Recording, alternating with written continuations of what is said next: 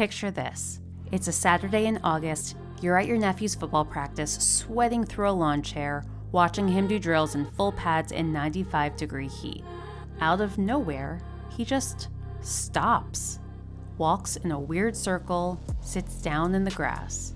His coach jogs over, asks him what's wrong, and your nephew, who was totally fine 5 minutes ago, can't tell you what the year is. He's not dehydrated, he doesn't need a sports drink. He is in the middle of heat stroke. And here's the thing, the people around him just think he's tired, because heat stroke doesn't always look like what you'd expect. It looks like someone acting drunk, or confused, or just weird. And if you don't know what you're seeing, you might walk away from someone whose brain is literally overheating. So today we're talking about heat stroke, what it actually is, what it looks like when it's happening, and what you do if you see it. No medical degree required. Quick note before we dive in, I'm a board-certified emergency medicine physician, and this channel is all about translating what I see every day in the ER into plain English. No jargon, just the stuff you actually need to know. If that sounds useful, hit subscribe. Let's get into it. Okay, here's the deal. Your body is really, really good at keeping itself cool. You sweat, your skin gets red and flushed, your heart pumps faster. It's basically an air conditioning system built into your body. Pretty impressive, honestly. But every AC has its limits. Push it too hard, too long, in too much heat, and it fails. That's heat exhaustion. That's the I feel terrible, I'm dizzy, I might throw up, someone get me a cold towel stage. Miserable? Yes, but your brain is still working. You know your name. You know what day it is. You're suffering, but you're present.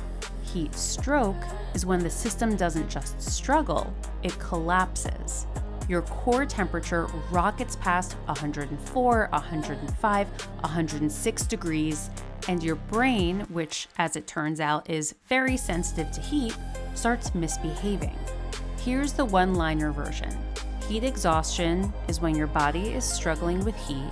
Heat stroke is when your body is failing from heat. And the difference between those two sentences is enormous. Let me give you 3 real-world scenarios, because this stuff shows up in ways you might not expect. Story 1, the football player. It's a 2-day practice in late August. A 17-year-old linebacker, fit, strong, never been seriously injured, is coming off the field after a drill. His teammates notice he's stumbling a little. They figure he's just tired from practice. His coach jogs over and asks him what happened on the last play. And the kid just stares at him, can't answer. Tries to talk, but it's slurred, and his eyes look off. His teammates? They honestly just think he's messing around, joking. He is not joking. He has exertional heat stroke. And this happens to young, healthy athletes every single year. The common assumption that heat stroke is something that only happens to older people or people who are out of shape is completely wrong. If you're working hard in extreme heat, your age and fitness level don't protect you. What saved him is that one of the coaches had heard about ice water immersion. They had a trash can. They filled it with ice water and got him in it while they waited for EMS. That decision mattered. Story number 2, the heat wave apartment. Now, flip the scenario entirely. It's the middle of a summer heat wave. A neighbor hasn't been seen in 2 days. When family checks in, they find an elderly woman sitting in her apartment, which is around 95 degrees inside. No AC, she's barely responsive, barely making sense when she talks. She's been in that heat for days. This is called classic heat stroke, and it doesn't require any physical exertion at all, just sustained, brutal heat. The people most at risk are elderly adults, very young children, and anyone who doesn't have reliable access to air conditioning. Some medications, including certain heart medications and psychiatric medications, can also make it harder for the body to regulate temperature, which makes this group even more vulnerable. This is why heat waves are actually deadly emergencies, not just really hot days. Story number 3, music festival. Outdoor music festival, mid-afternoon. A 22-year-old man is sitting in the grass near one of the stages, acting confused, mumbling, can't really answer questions.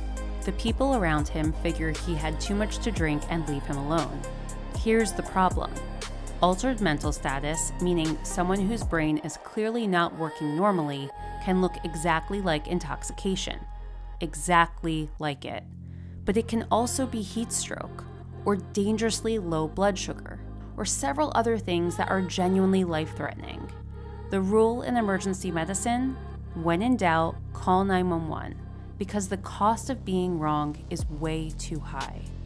So what does heat stroke actually look like on a person?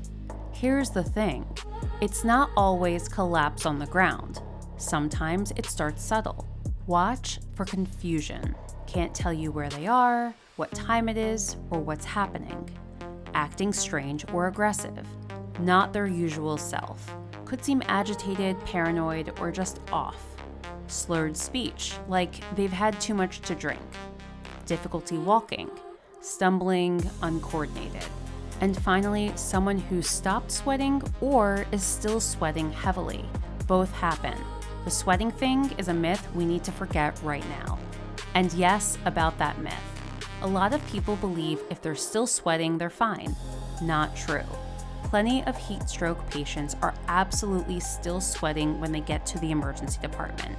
The brain is the signal, not the sweat. If someone has been in the heat, exercising outside in hot building, and their brain is clearly not working right, treat it like heat stroke. You don't need a thermometer, you don't need to be certain.